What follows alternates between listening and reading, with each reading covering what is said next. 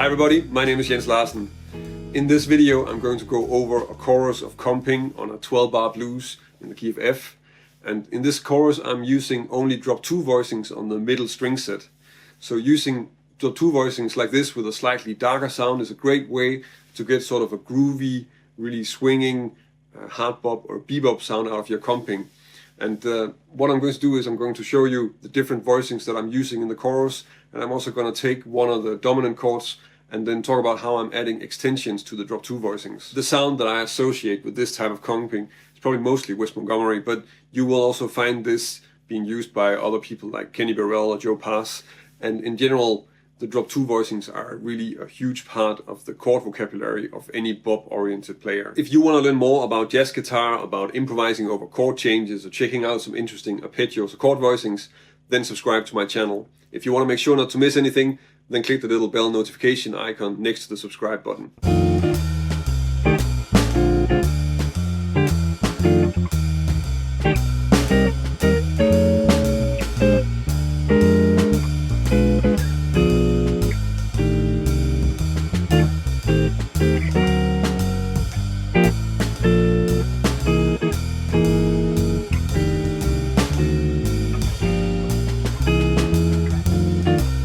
Let's just quickly go over what a drop 2 voicing really is. If we take an F7 chord, so if I play it as a stack of thirds, then that would be this, so F, A, C and E flat.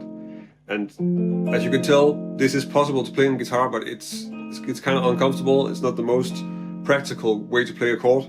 And if I start to make inversions of it, then it gets completely impossible, because then I'm gonna need to do this, I think. So that's not really something we can use while comping. One way you can make it a little bit easier to work with is to turn it into a drop 2 voicing.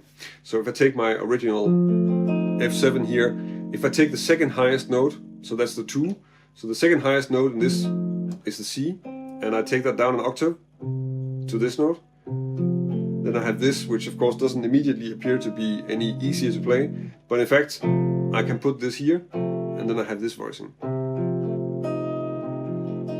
And that's a little bit easier to play. The next thing you want to work with once you have your F7 drop 2 voicing is how to add some extensions to it. So if we just look at the basic inversions of the F7, that would be this.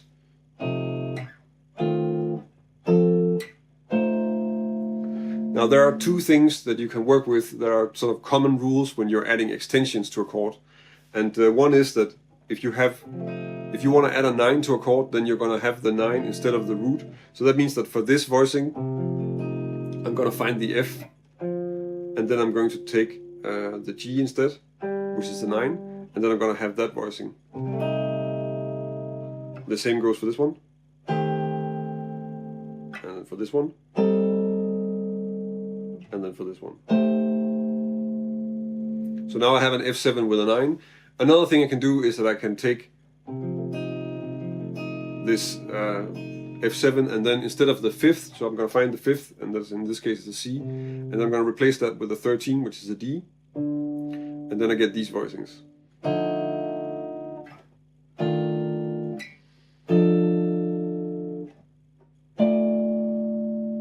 Now I have a voicing that's just the basic F7, and then I have an F7 with a 9 and an F7 with a 13. And I can actually also combine them so that I have an F7 with a 9 and a 13. That would be these voicings.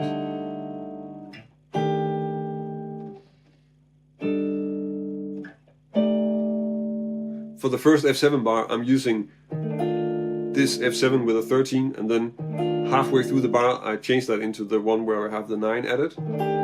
So we get... And then I move into a B flat 7 that's close by, and that will be this one, which is a B flat 7 with a 9. Same rhythm, and then same melody. So the melody in the first one is of course, and that's also the melody I'm going to use on the B flat 7. And that means I have this B flat 7 with a 9 and a 13. Back to the F7 with a 13. 9. And then to transition to the B flat 7 in bar 5, I have a 2-5. So first I play a C minor 7 drop 2 voicing, and then an altered dominant. So this is an F7 with a flat 13 and a sharp 9.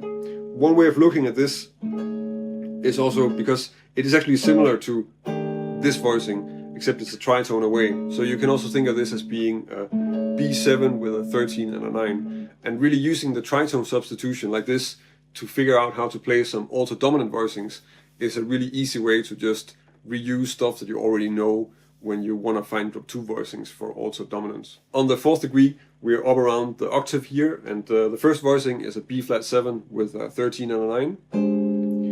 And then the melody becomes just the root, so that means that we have a B flat 7 with a 13. Then the next bar is a bar of B diminished, and that's first just this inversion. And I'm just moving that down a minor third. And back to F7 with a 9 and a 13. And then an F7 just with a 13. Then we get the short minor cadence to the 2 chord. So that's first A half diminished. A half diminished in this case is actually the same as an F7 with a 9. And the way I'm using this is just playing that and then using the same voicing but moved up a minor third for the D7. And on the D7 this means that we have a D7 with a flat 9 and a flat 13. Then that resolves to G minor, just a basic G minor voicing, and then a G minor with a 9. Again, here's the G, so that's the root, replacing that with a 9. So for the minor 7 chords, I'm doing exactly the same thing as what I was doing with the dominance, with the F7 chord at the beginning. Then C7 altered, which you can also think of as being an F sharp or a G flat 7 with a 9 and a 13. Just repeating that, vamping on that rhythm. And then to the final turnaround, F7 with a 9 and a 13. This diminished chord that I'm using for D7 flat 9, you can also just look at it being the straight D7 like this. And then you have, here's the root, and we're replacing that with a flat 9. Then the G minor voicing that I already had once, and the C7 altered. Of course, you can start checking out the example that I played and try to learn that and play along with what I'm playing. But I think it's equally important that once you start working with these voicings, then try and see if you can also make your own way through a chorus. Maybe just start really simple and just play like 1 chord per bar and find different ways of moving from chord to chord and work with that. And then gradually start to introduce different sort of more riff-like rhythms, to maybe take some of the rhythms that I'm using and just use other voicings and really try and improvise with it, because in the end, that's what you need to be able to do. And as soon as you can start working on that, the more you'll have out of checking out these voicings. I think that's a really important thing to remember to do as well. As jazz guitar players, we probably spend most of our time focused on soloing. And that also goes for when we are talking about great guitar players. But actually, one thing that I'm curious about is who's your favorite when it comes to comping? Who's the guitar player that you think has the best comping, who's good at laying down a groove, or who has the best ability to interact with the rest of the rhythm section or the soloist? So leave a comment on that. I'm really curious about that. Maybe there are some people that I don't know of, and that's of course also interesting. And also be sure to also mention why you think that he or she is a great comper, because I think that's also interesting, and it's something that we should maybe check out more and talk about more than what we're doing right now. If you want to learn more about jazz guitar and it's the first time you see one of my videos, then subscribe to my channel. The videos that I publish here every week are on exploring all the great and interesting things about jazz guitar and about improvising. If you want to help me keep making videos, then check out my Patreon page. It's because of the support that I'm getting from my patrons that I can keep on going and publish videos every week, and I'm very grateful for that. And if you join us over on Patreon, I can also give you something in return for your support. That's about it for this week. Thank you for watching, and until next week.